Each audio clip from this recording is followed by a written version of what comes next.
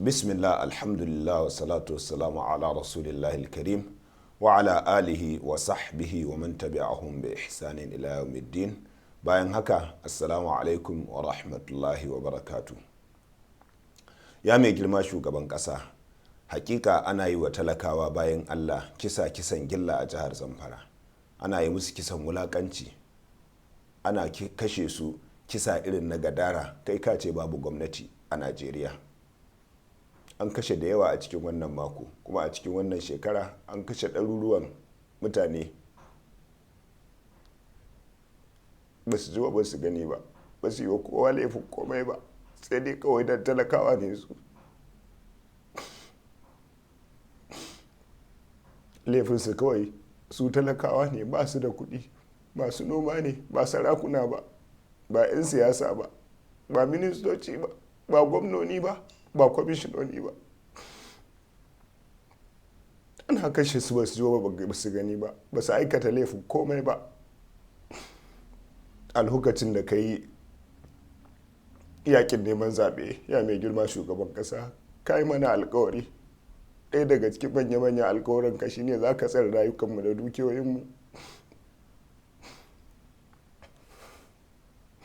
Muka tashi muka yi aiki jini da fata, muka yi iya duk yadda za mu yi ka zama shugaban ƙasa, kuma cikin waɗanda suka yi wannan ƙoƙari har da mutanen jihar Zamfara. A lokacin da ka yi rantsuwar kama mulki, ka yi rantsuwa da alkur'ani cewa za ka tsare rayukanmu da dukiyoyinmu, kuma dokokin Najeriya sun ɗaura nauyin tsare rayuka da dukiyoyin 'yan Najeriya a wuyanka. Shi yasa 'yan sanda da 'yan sandan ciki, wato jami'an tsaro na SSS da sojoji, duka suna karkashin ka ne a matsayinka na shugaban kasa, ba karkashin gwamnoni ba, ba karkashin wato ciyamomi ba, ba karkashin kansuloli ba.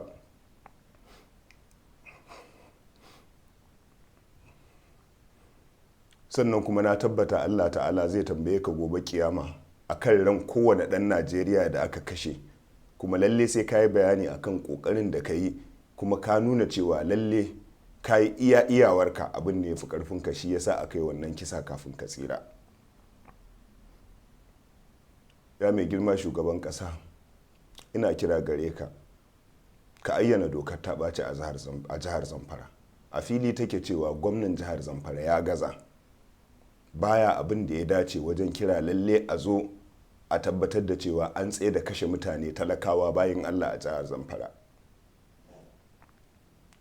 Kuma sashi na 305 da ya baka daman ayyana dokar ta ɓaci a duk wani bangare na Najeriya, ɗaya daga cikin abubuwan da ya ce idan aka samu lalle za a ayyana dokar ta ɓaci shine idan aka samu irin wannan lalacewar tsaro da yawan kisa na al'umma a guri.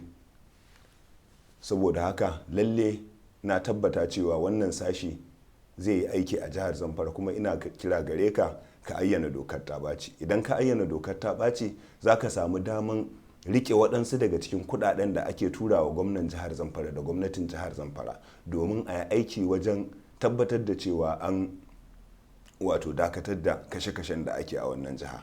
Sannan kuma ayyana dokar ta ɓaci zai baka daman wato ɗaukan waɗansu kuɗaɗe a aljihun gwamnatin tarayya ka ƙara akan wanda za ka rike na jihar Zamfara. Sannan zai baka daman ikon tura sojoji masu ɗimbin yawa da kuma ma'aikatan jin ƙai, domin a tabbatar da cewa an dakatar da wannan kashe-kashe, sannan kuma an ba waɗanda wannan kashe-kashe ya shafa wato taimakon jin ƙai.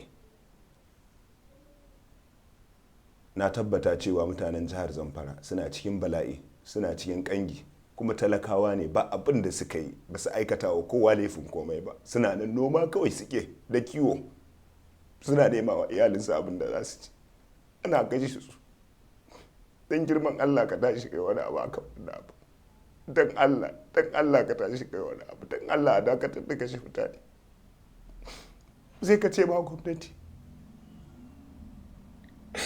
Sai ka ce ba gwamnati a Najeriya. Don Allah a dakatar da kashe mutanen jihar Zamfara.